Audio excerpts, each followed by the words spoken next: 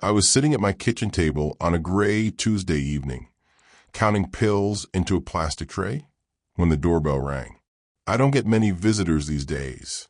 Not since Mary passed 3 winters ago. The house has grown quieter with each season, the kind of silence that hums.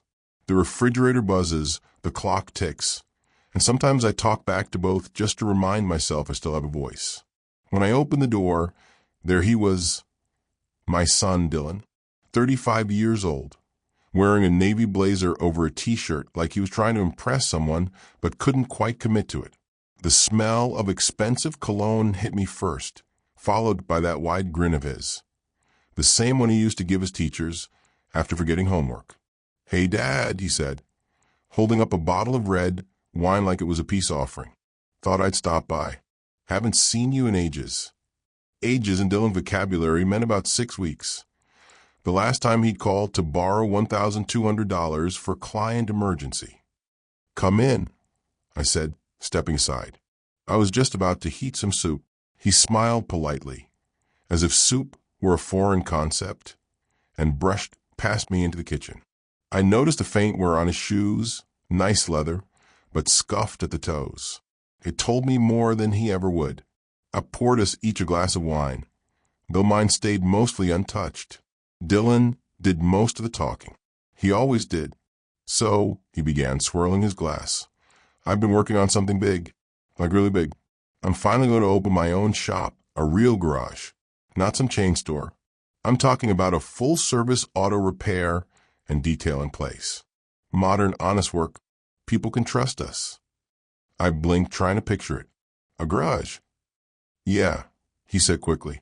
"There's a spot over on Fremont, next to that old tire shop. Me and 2 partners found it. Good location, great traffic.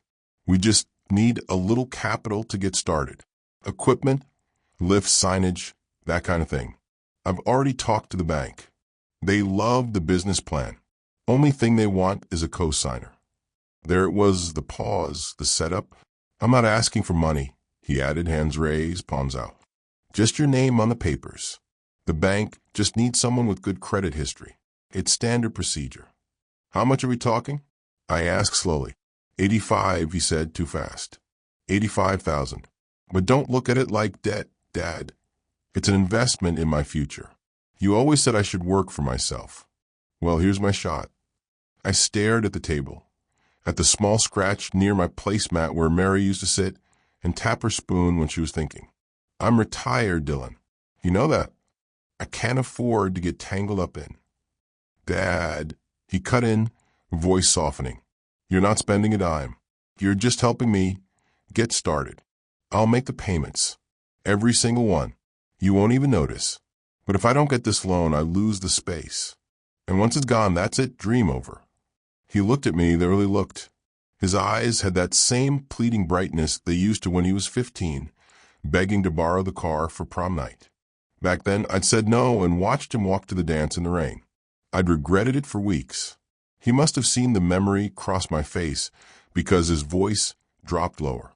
"Dad, I just need one person to believe in me. You're the only one who ever has."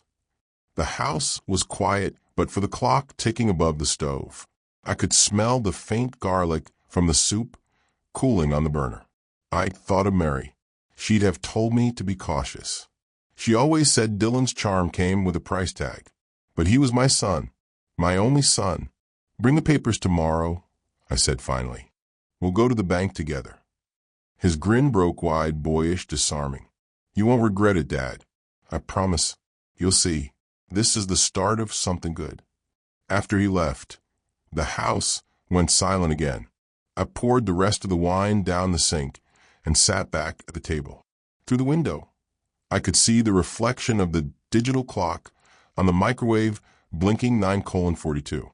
The hum of the refrigerator filled the air again. I thought of his words. Just a formality. I should have known then that formalities are what bury you. The loan papers arrived 3 days later in a manila envelope that smelled faintly of toner and cheap cologne. Dylan showed up wearing sunglasses indoors, holding coffee he didn't finish, talking fast.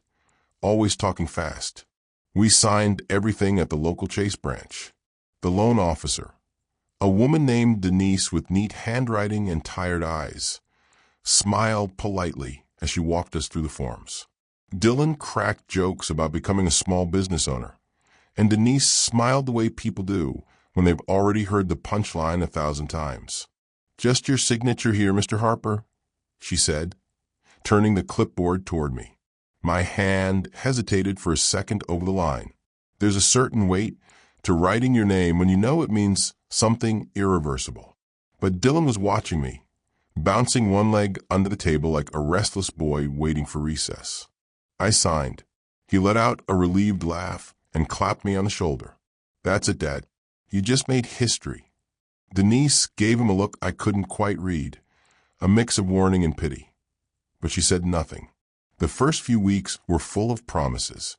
Every few days, Dylan would call, his voice buzzing through the line with the same artificial energy. "Dad, the shop's coming together. The lift's installed, paint's drying. You should see it. Dad, we're meeting a supplier tomorrow. Good deal on used equipment. Dad, once business picks up, I'm flying you out to the coast. You'll see where hard work got us." I'd sit in my small kitchen, phone pressed to my ear, watching the steam rise from my coffee and pretending to believe him. He spoke in bright, fast sentences, as though speed itself proved sincerity. I wanted to believe. God help me, I wanted to. After Mary died, the house became a museum. Everything still in place, but nothing alive in it. Dylan's calls, even if half fiction, brought movement back into the quiet. When he talked about his garage, I pictured him in greasy overalls, music playing, his hands finally building something real. He'd text me sometimes, "Love you, Dad. Couldn't do this without you." For a man my age, words like that are narcotic. Then February 2nd came, the call from the bank. "Mr. Harper, this is just a courtesy reminder," said the polite voice. "The first payment for your joint business loan is due next Monday." "Excuse me," I said, adjusting my hearing aid as if the problem were mechanical. "My son handles that account." "Of course," the woman said gently. "We're just required to notify all parties on the loan." After the call, I dialed Dylan immediately. "Everything's fine, Dad," he said between background noises. Music, laughter, maybe traffic. "Funds just haven't cleared yet. Bank error. Happens all the time." "What bank error?" "Relax," he laughed. "You're acting like I'm running off to Vegas." He said it like a joke. That was the first time he said it. By late February, the calls got shorter. "Busy, Dad, can't talk." "Supplier meeting tonight." "Don't worry, business is picking up." When he did visit once in early March, he looked exhausted and wired at the same time. He sat at my kitchen table eating reheated lasagna straight from the container, his phone buzzing every few seconds. "You are working too hard," I said. He grinned. "That's what success looks like, old man." I smiled back. "I'll believe it when I see a paycheck." He laughed, but his eyes flickered away. On March 15th, I found a yellow envelope from Chase in my mailbox. I almost threw it away. I get a dozen pieces of junk mail a week from them, but the word urgent caught my eye. Inside was a statement. The loan account, current balance, $84,970. Outstanding payment, $1,900 overdue. Below that, a list of transactions. February 6th, $20,000 withdrawal, Las Vegas, Nevada. February 8th, $15,000 withdrawal, Las Vegas, Nevada. February 10th, $12,000, Bellagio Hotel and Casino. February 12th, $8,000, Caesar's Palace. My soup spoon clattered against the bowl. Vegas. The word burned on the page like an accusation. For a long time, I just sat there, the refrigerator humming behind me, my reflection faint in the microwave door. Then I picked up the phone and called Dylan. Straight to voicemail. I waited an hour, then two. At 10:17 p.m., he texted, "Everything's good, Dad. Just trust me, okay?" Big things in motion. I stared at the screen until it went dark. Big things in motion. I didn't sleep that night. At sunrise, I made coffee and sat at the kitchen table, staring at the empty chair across from me. Mary's chair. The sunlight hit her old ceramic salt shaker, a silly little hen she bought at a yard sale 20 years ago. It looked like it was laughing at me. I whispered into the quiet, "You were right about him." Then I poured another cup of coffee, added 1 sugar, and began to plan what to do next. The next morning, I drove to the bank. It was one of those spring days that tries to pretend it's warm, but still has winter in its bones. Pale sun, sharp wind. A few stubborn patches of snow clinging to the curbs. I wore my old brown coat, the one Mary used to tease me about. "You look like a retired detective," she'd say. Maybe I was one now in a way. Inside the branch, the air smelled of printer toner and hand sanitizer. The young teller greeted me with that bright, rehearsed smile. "Good morning. How can I help you today?" "I need to see the details of a loan account," I said. "It's in my name and my son's." "Of course. One moment." She typed something into her terminal, the keys clacking like distant rain. Her smile faded a little. "Would you like to speak to our loan officer? She'll have a full file." Her name was Denise, the same woman who'd handled our signing. She remembered me immediately. "Oh, Mr. Harper," she said softly, leading me into her office. "I was hoping things were going well with your son's shop." I could tell by her tone that she already knew they weren't. She handed me a printout, and I saw in black and white what I'd half expected, but hadn't wanted to believe. Every cent of that loan had been withdrawn within 3 days. $85,000 gone, not to tools, lifts, or equipment, but to casinos, luxury hotels, and something called Dreamline VIP services. Denise cleared her throat. "Mr. Harper, I'm afraid these charges don't align with a typical small business expenditure profile. Given that your name is on the loan, you're legally—" "No," I interrupted.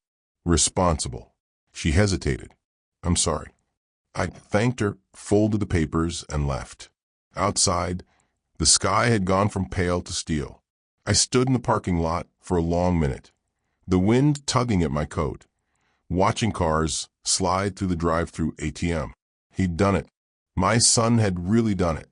At home, I made myself a cup of tea and sat at the kitchen table with the printout spread before me. I highlighted the dates, circled the vaguest charges. The neat little rows of numbers looked almost elegant in their destruction. February 6th, 8th, 10th, 12th. For days to burn through everything I'd spent 40 years earning. I remembered February 10th vividly. I'd been under the hood of my neighbor's Buick, helping him change a belt. My knees ached, my back screamed, but it felt good to use my hands again. That afternoon, Dylan had texted, "Big parts meeting today. Wish me luck." I had wished him luck, and he'd been sitting at a blackjack table. That night, I found the courage to call him again. He answered on the 4th ring, his voice muffled, background noise roaring behind him.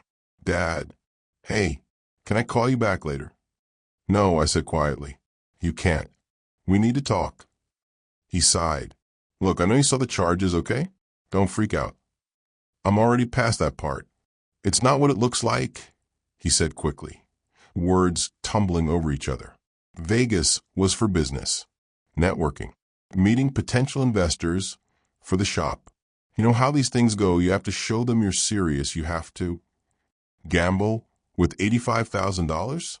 Silence, then a sharp exhale. "You're exaggerating." "I'm looking at the statements, Dylan. Bellagio at Caesar's Palace. Dreamline VIP. Explain that." He didn't answer right away. I could hear a door closing, the noise fading. Okay, maybe I went too far.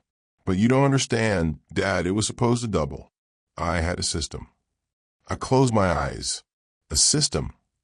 Yeah, and it almost worked. I was up 20 grand at one point. But then you lost it. He groaned. "You don't get it. It wasn't like that. It was my shot. I just needed one win. One real win to fix everything." "You mean to fix yourself?" That shut him up.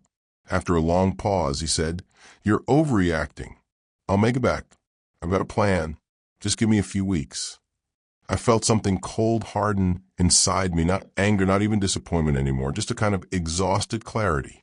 Dylan, I said quietly, I spent most of my life fixing things. Cars, roofs, machine people. But I can't fix you. Dad, come on. Good night, son. I hung up before he could answer. The next morning, I found 3 missed calls and 2 texts. You're being dramatic. It's not that bad. Call me. I didn't. Instead, I drove to see my accountant, Margaret. She's been handling my taxes since Mary was alive. A brisk woman with sensible shoes and a memory like a vault. She listened quietly while I explained, her pencil tapping against her notebook. So your son took out a loan in your joint names, she summarized, then spent it gambling. And you're liable for the debt. That's about it. She sighed. I can help you file a fraud report, but since you signed willingly, it'll be complicated. Legally, you didn't forge anything. I know. She gave me a long, careful look. You still have savings? A bit. Enough to live on. For now. Then you need to protect what's left. Move your accounts. Change your beneficiaries. All of them.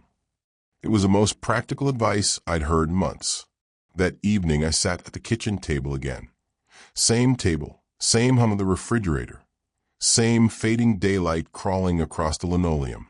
I gathered the necessary papers. Bank statements, property deeds, insurance forms, my will. When I was done, I placed them in a fresh blue folder and wrote on the tab in black marker, in case of emergency. Then for the first time in a long while, I opened the old photo album Mary had made for Dylan's 21st birthday. Him at 5, holding a toy truck. Him at 12, covered in grease from helping me change a tire.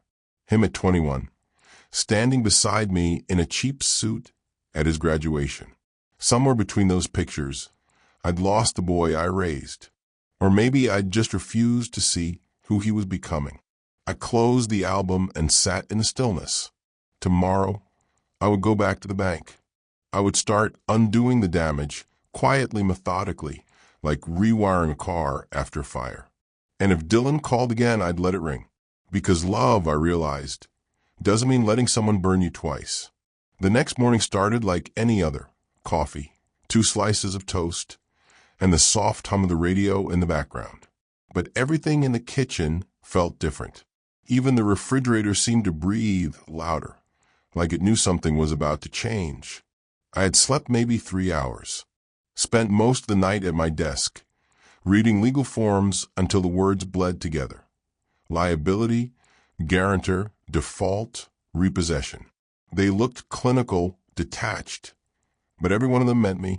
By 9:00 a.m., I was at the bank again. I brought the blue folder with me, the one marked in case of emergency.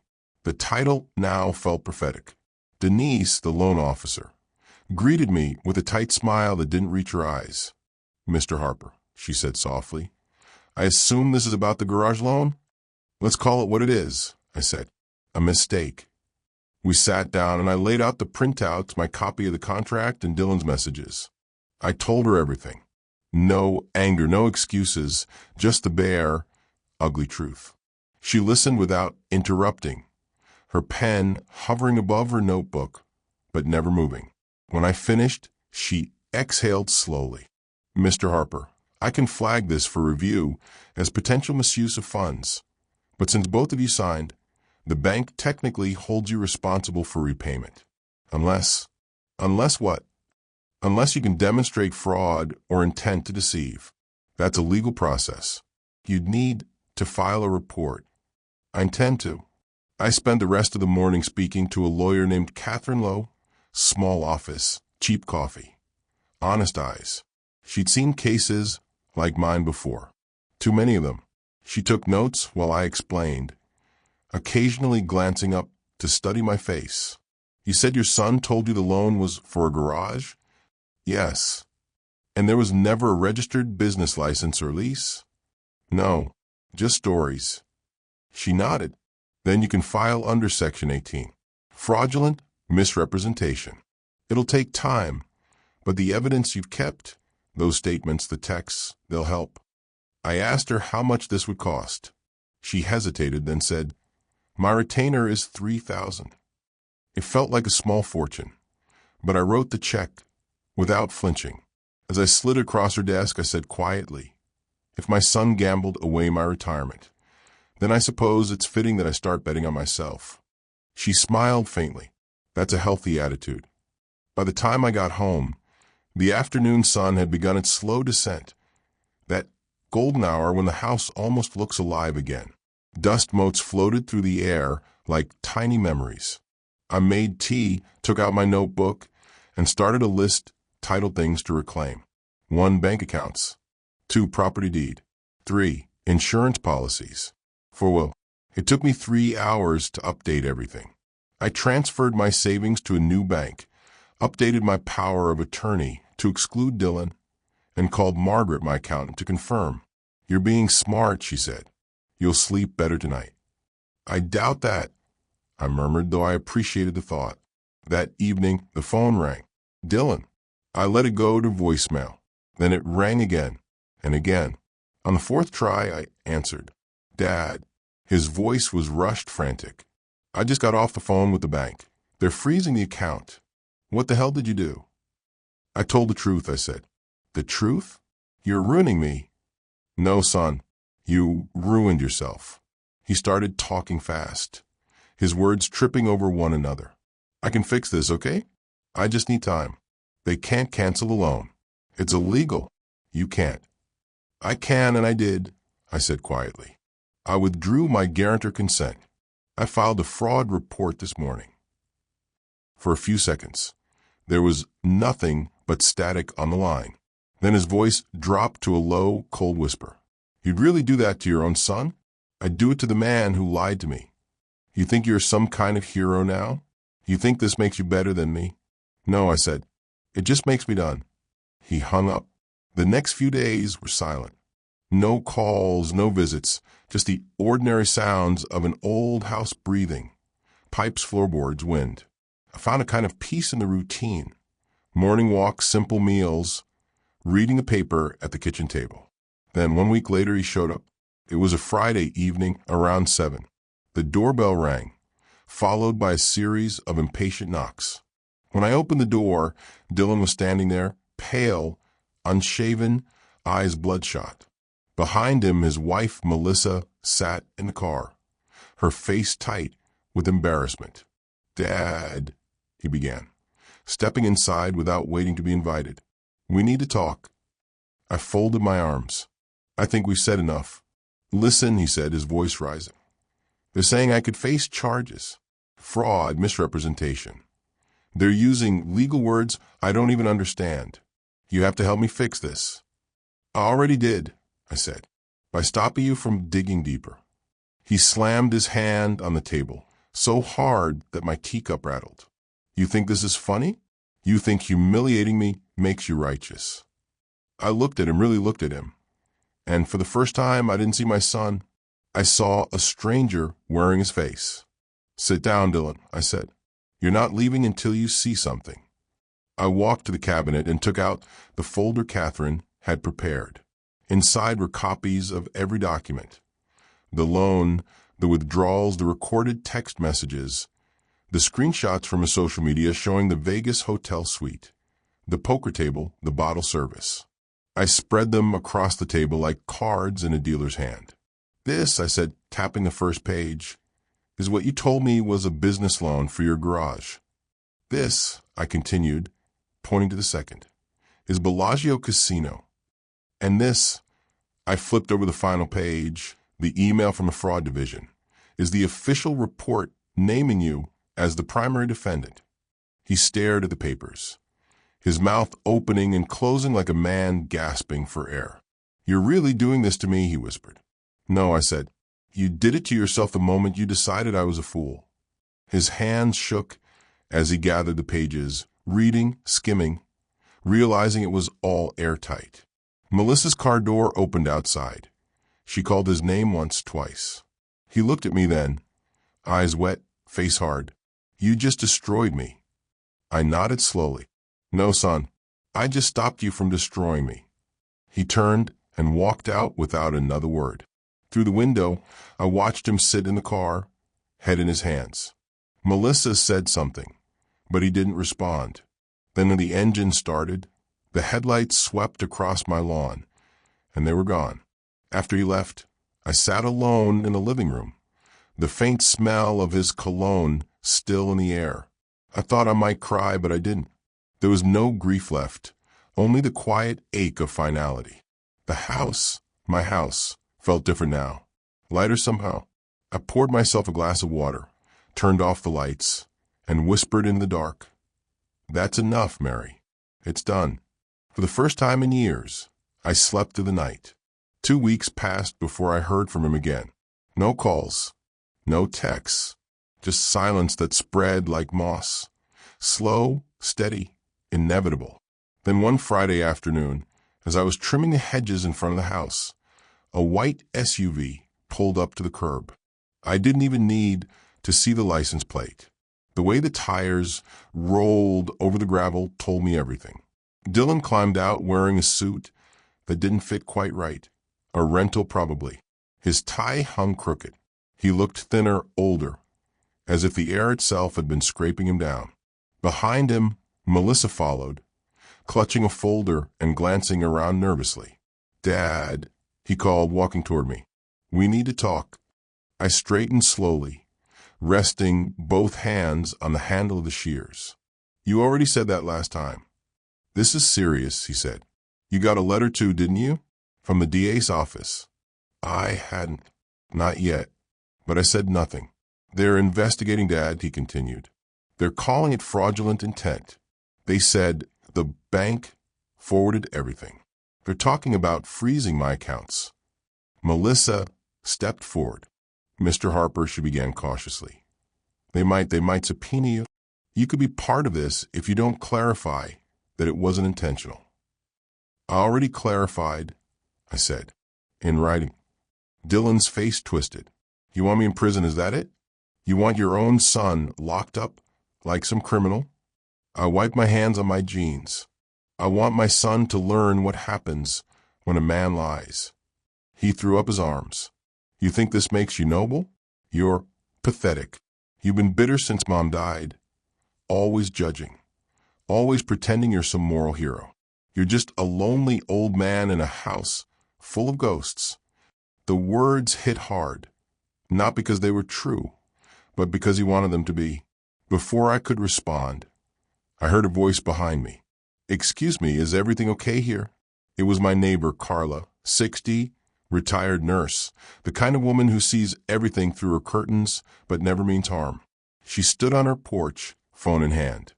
I smiled faintly. "Everything's fine, Carla." Dylan turned toward her, agitated. "Mind your business, lady." Carla didn't flinch. "I think I'll stay right here," she said.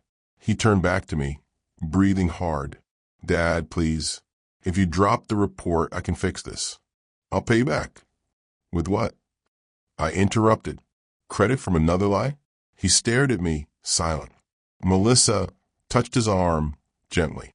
"Dilla, let's just go." But he wasn't done. "You think you're better than me because you never took risks? Because you lived small? I tried to build something, and you killed it. You tried to build something with borrowed money and borrowed trust," I said. "And both are gone now." I took a step closer, close enough to smell the faint tang of stale cologne and regret. "You asked me to believe in your dream," I said quietly. "But you were never building a garage, son.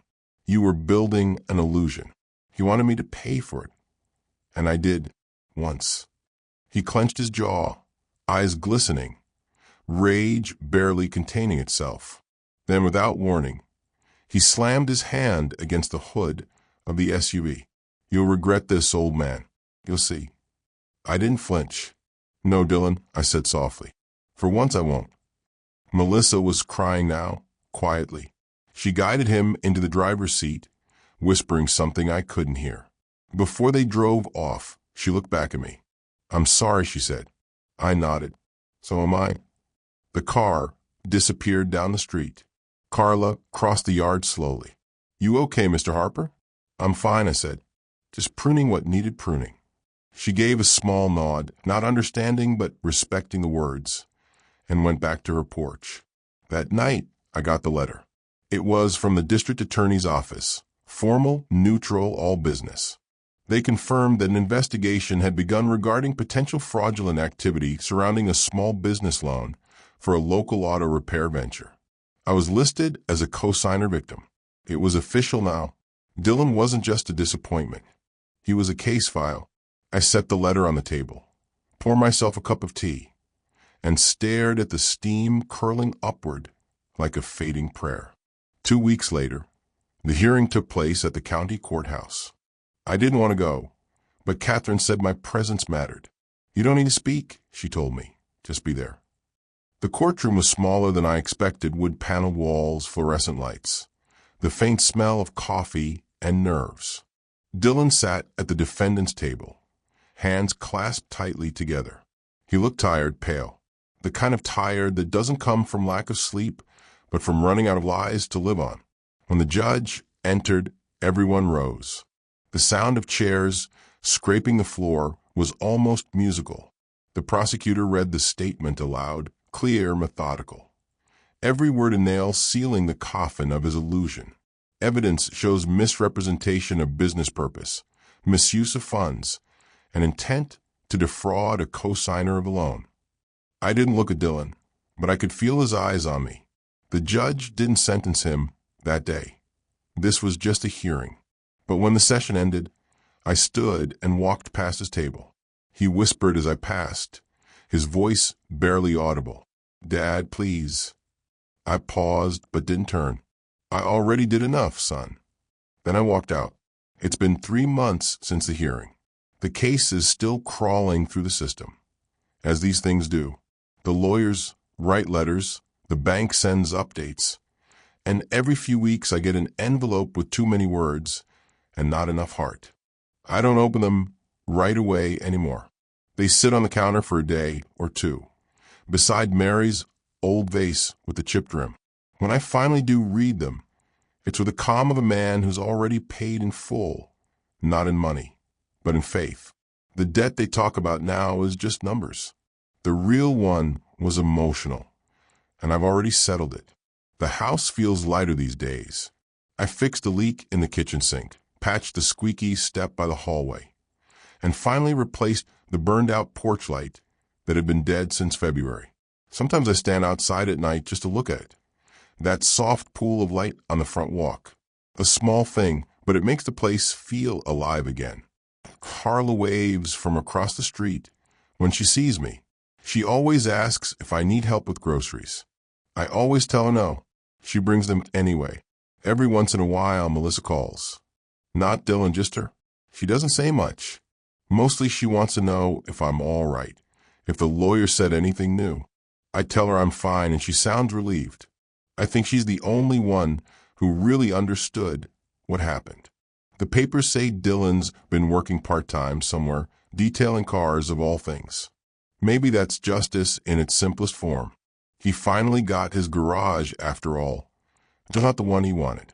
As for me, I still start every morning with coffee and toast. Sometimes I add eggs just because I can. The radio hums the same old songs, and the refrigerator buzzes like an old friend.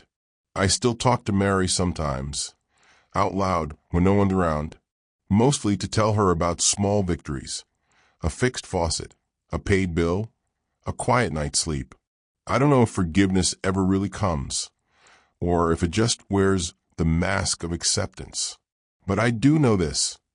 Peace doesn't arrive with an apology. It comes when you finally stop waiting for one. So tonight, I'll sit on the porch with the light glowing softly above me, listening to the wind move through the hedges. And if I ever hear that white SUV again, I won't be afraid to watch it drive past, because for the first time in years, I have nothing left to lose and everything left to keep.